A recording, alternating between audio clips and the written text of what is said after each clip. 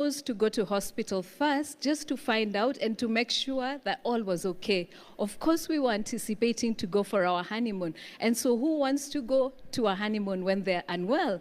And so when we get to the doctor's place, he listens to us and he tells me, "You're a nurse." So we're giving him some multivitamin. I guess this is just the stress out of the wedding preparation because the wedding was very elaborate.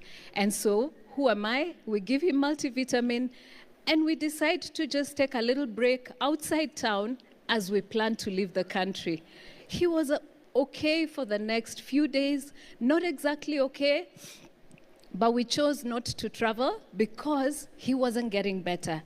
And the only wise thing to do was to go back to hospital. And as we went back to hospital, the doctor said, "Okay, can we just have a proper check?" And of course, at the end of the check, was the big C word. He has cancer. Wow. And then in and out of the hospital. Yes. Continue. What happened then?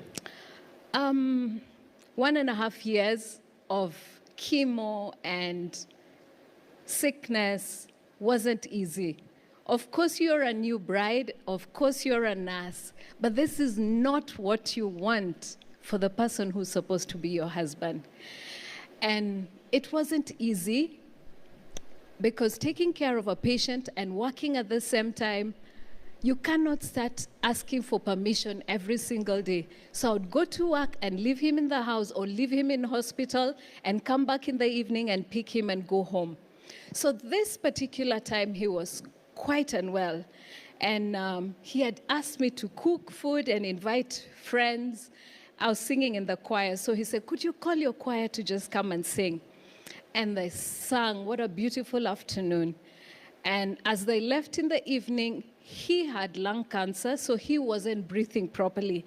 And so we were on the verge of actually buying an oxygen cylinder because every time we went in, we'd be given painkillers and then just oxygen and go home.